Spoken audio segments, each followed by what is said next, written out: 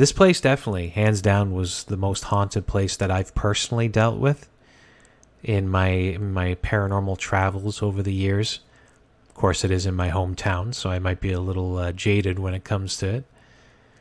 But it was almost like you could guarantee that something was going to happen to people every time we went out there for tours, and we also did public ghost hunts in the building.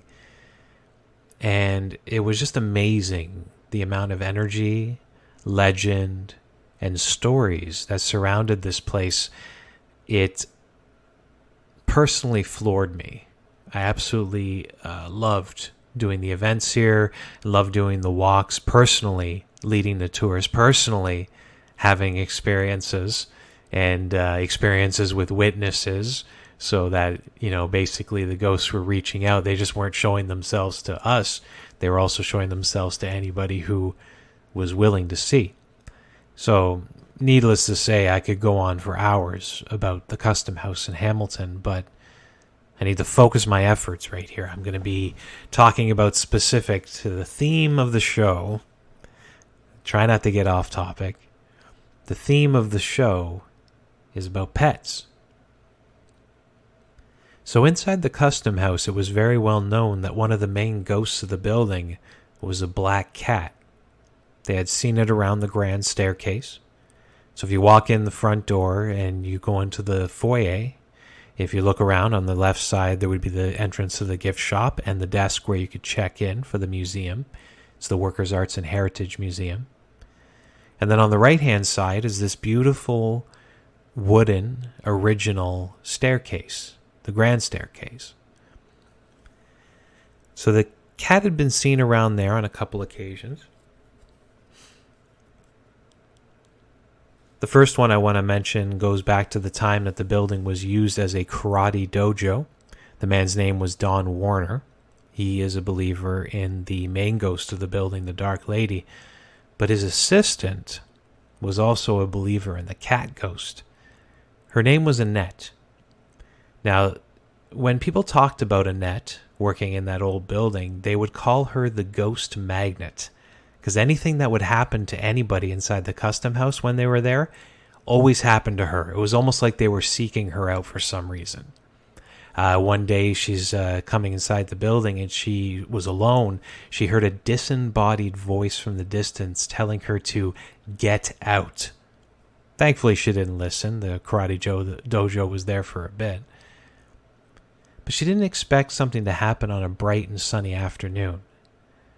Now, while leaving the building through the foyer, it's the end of the day. She had closed down mostly everything, but the one thing she had forgotten is a window beside the staircase. So as she's walking out, if you look to the left, there's the stairs, and beyond the stairs is a window. They would open the shutters on that window to let in some natural light. Looked very nice. And she had forgotten to close the shutters, so the light was shining through from the sun, and she noticed a shadow moving back and forth.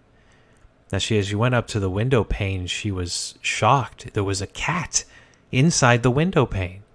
Now, here we have two windows. It's not like a house where the inside window is a screen and the outside window is glass. With these old buildings, you had to make sure that you kept in as much heat and cooling as possible because it could leak out. So they had two glass windows, one on the outside, one on the inside. And in between, you might have maybe 3/4 of a foot of space. So this black cat was kind of moving forward and backwards between the two window panes. She touched the glass. The cat was stuck between them. Now, Annette panics. She's an animal lover. The first thing she tries to do is open the window, but here's the thing, it's been nailed shut for years. So she starts calling out for help, but nobody comes.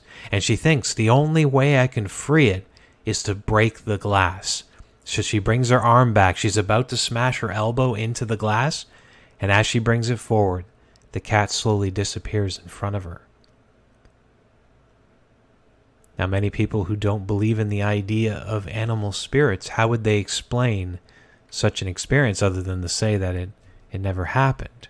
But that wasn't the only one. So this is where you get some validity into the stories, is when you find out there are multiple experiences with the same cat. and this happened to one of our tour guides.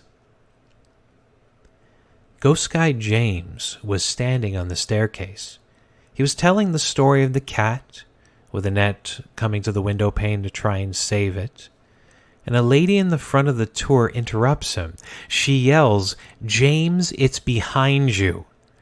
Now, I think she could have probably chosen her words a little bit better in that situation, because the last thing you want to hear, poor James, inside of a haunted building is, "It's behind you."